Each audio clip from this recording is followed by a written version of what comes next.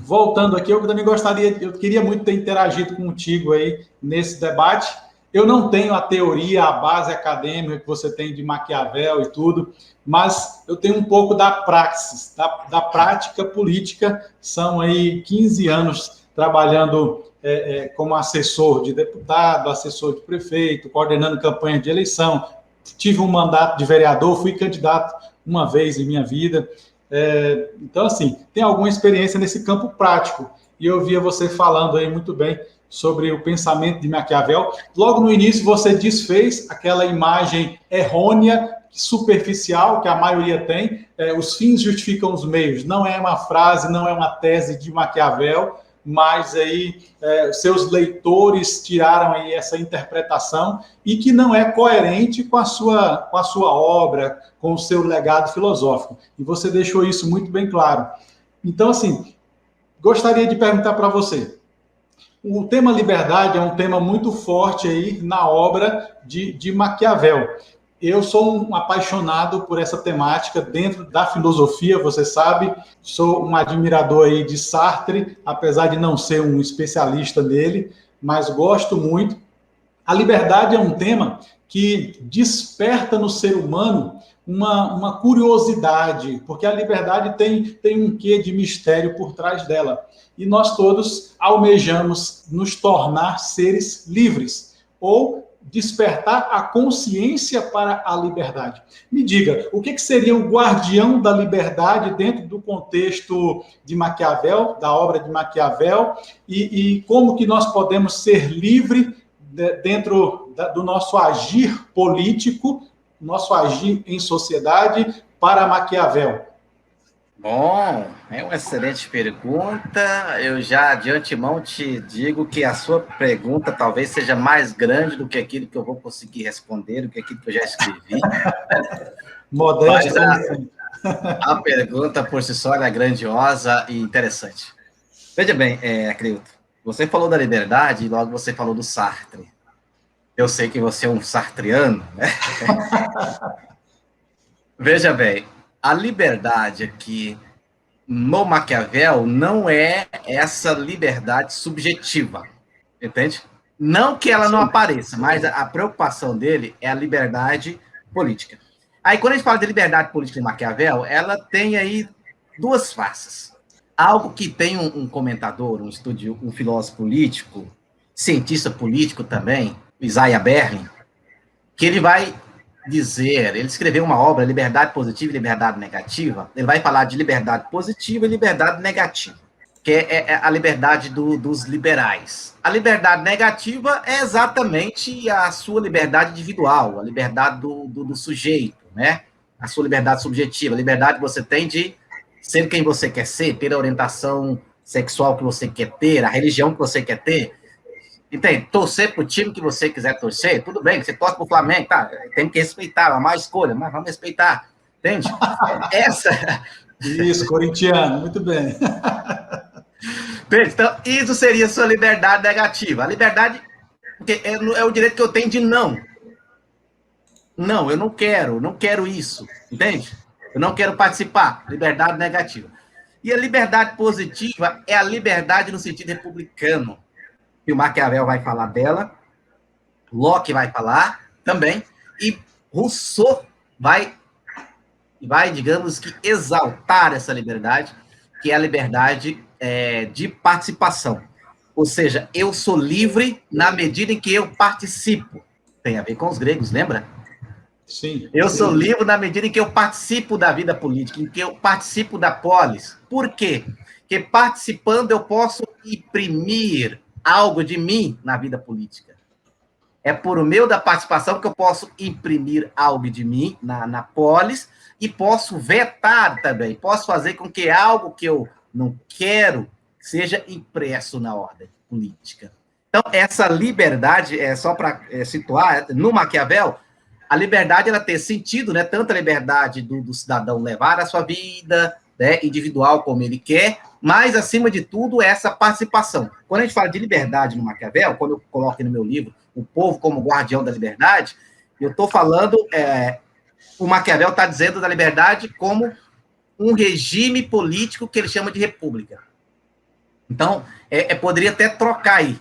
Se eu quisesse, poderia até trocar aí o título, o subtítulo do livro, e não íamos ter prejuízo. Em vez de falar o povo como o melhor guardião da liberdade, podemos dizer o povo como o melhor guardião da república. Aí, nesse sentido, a liberdade como sinônimo de república, como sinônimo de um regime que permite as liberdades individuais.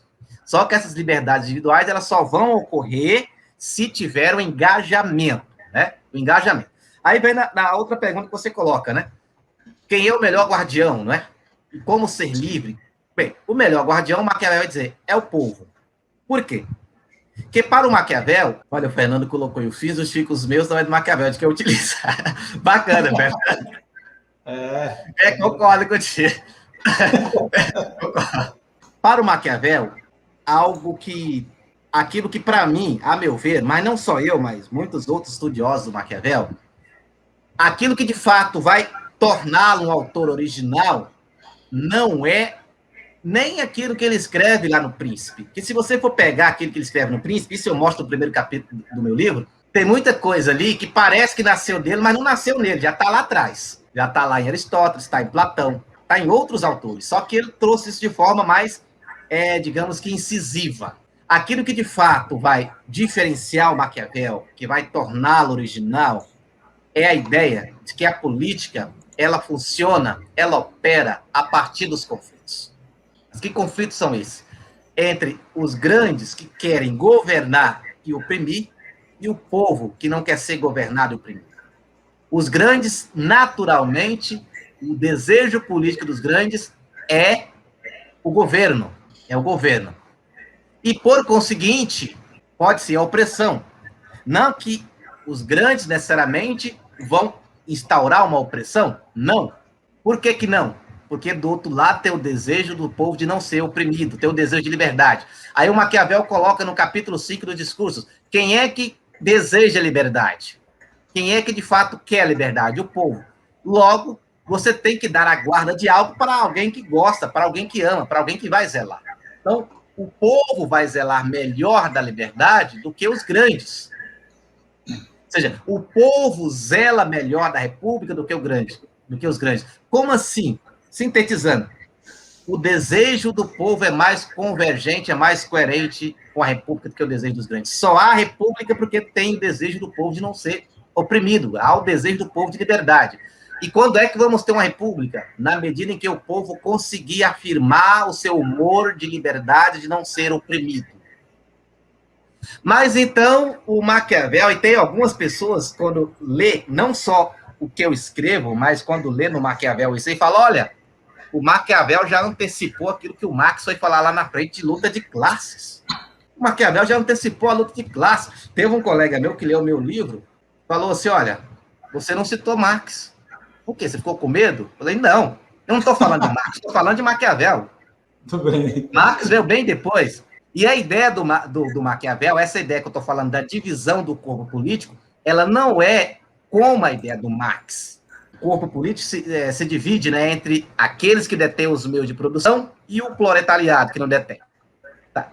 Tudo bem, ambos estão em acordo que a vida política é dividida. Para Maquiavel, essa divisão se dá no campo político, entre os grandes que querem governar e oprimir o povo que não quer ser governado e oprimido. Qual é a grande sacada do Maquiavel aí? Esses conflitos, eles sempre vão existir. Não existe os grandes malvadões e o povo bonzinho. Se o povo afirmar o seu humor de liberdade, o que vai ter? Ele vai dizer uma licença, uma desordem, uma ausência de governo, uma balbúrdia. Se os grandes realizar plenamente o seu desejo de governar e oprimir, o que vai ter? A opressão, a tirania, a ausência de liberdade. Portanto, o povo jamais pode suprimir os grandes para instaurar a liberdade. Algo que você pode ver no Marx, né? O proletariado, quando chegar ao poder, né? Vamos eliminar aqui os que detêm os meios de proteção, de produção, e um dia aí sim vamos ter um regime sem opressão. O Maquiavel diz, não, isso não existe. Se o povo afirma o seu desejo de liberdade, ele vai oprimir também, ou então vai instaurar a licença, a balbúrdia. Portanto, a política, ela só existe, vida política, enquanto houver um equilíbrio entre esses dois lados. Os grandes que querem governar e oprimir, e o povo que não quer ser governado e oprimido. Volto na sua pergunta. Por que o povo é o melhor guardião para Maquiavel? Quem é que deseja liberdade? É o povo. Só há república enquanto tiver povo participando. Aí ele vai falar de 2 modelos de república, né? Que é a república aristocrática, que é a república de Esparta. Ele vai falar, olha, Esparta tinha uma república chamada república aristocrática, onde os grandes é quem detinha o maior poder, o povo quase não tinha participação, tinha menos conflito, era uma república mais ordeira, e uma república popular, que é a República de Roma, onde o povo tinha uma participação maior. O povo participava mais na vida cívica. E ele fala, a República de Roma era mais conflituosa, era mais tumultuária, tinha mais tumultos. Mas qual desses 2 modelos de república é o melhor? Ele vai dizer, é o de Roma, porque o povo participa mais. Existem mais conflitos, mas isso não quer dizer que é algo ruim. Existem mais conflitos e, ao existir mais conflitos, existe mais virtude, existe uma mobilização maior de virtude. Então, fechando a minha fala, né, como você perguntou, o povo é o melhor guardião da liberdade, porque é ele que deseja a liberdade, mas só vai haver liberdade, só vai haver república quando os grandes também existirem. E quais são as condições para isso? Isso eu mostro no capítulo 2 do livro. No capítulo 2 do livro, eu trato de mostrar isso. Quais são as condições para que esse equilíbrio entre os grandes e o povo seja equilibrado, né? Não seja desnivelado, mas seja relativamente equilibrado de modo a garantir a saúde da vida política.